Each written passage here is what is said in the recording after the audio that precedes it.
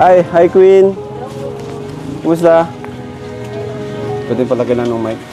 Ano yung luto mo, Queen? Bihon po. Bihon? Opo. Ah, okay. Anong gagawin mo sa bihon? Titinda mo ba? Opo, ititinda po. Titinda mo? Oh.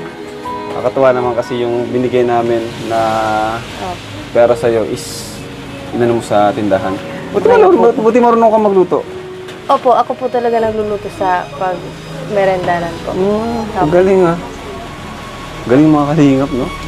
Napakasimple lang talaga ni Queen.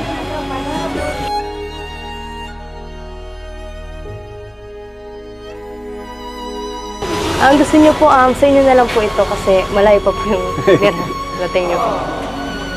Pwede naman, pero bayaran namin kasi negosyo mo yan eh. Okay po kahit hindi na lang po kasi sa inyo naman po talaga ito. Ay, sa amin talaga yan? Opo. Hindi nga. Opo. Ah, Pero okay. yung kalahati po is Opo. Salamat. Ay po. Thank you, thank you. Opo. So, kumusta ka naman, Queen, itong mga nakaraang araw? Napanood mo na ba yung vlog? Ano yung feedback sa'yo, yung reaction mo? Okay po and super ganda po kasi ang dami po sa akin nag-support rin. Oo nga. Opo. Actually, marami na naghahanap sa'yo. Opo, marami na. Kaya ngayon, Talaga. nagpunta kami dito kasi sa mga supporters mo na naghahanap na rin sa'yo. Thank you rin po Kuya Rab kasi na-vlog niyo po ako and tuwa po talaga ako kasi wala po masyadong nag-bash po sa akin. Opo. Kasi karamihan po Oo, mga... kasi sa ganong views, halos mag-1 million na. Ano. Opo. Meron pa rin yan, pero kaya na, huwag na lang natin pansinin yun, di ba? Opo. Mas mag-focus tayo dun sa supporters natin. Buti may may mga gamit ka naman dito, pang luto. Ano lang po yun, nakiram lang po kami sa kapitbahay. Opo. Na nirentahan na lang po namin. Okay. Opo. Kasama tong mini kitchen na ito. Opo. Ayos ano. Diyan sa labas yung pwesto mo. Opo, dyan po. And pagkatas po nito is yun na pong banana cue po and ano yun po yung tinapon. Banana Q. Opo. Saan mo natutunan yan? Yung pagluto ng mga kakanin or merienda? Saan mo natutunan yan? Kay mama po and kay lola po. Tinuturuan po ako and minsan po ako na po talaga.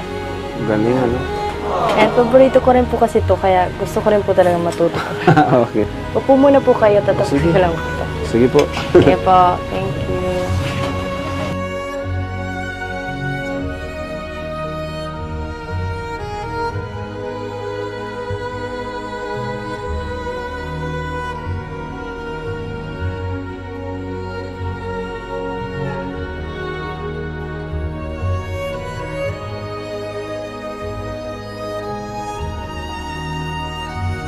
Thank you rin po Kuya Rab kasi yung nabigay niyo po sa akin is nakatulong rin po sa pagnegosyo po namin.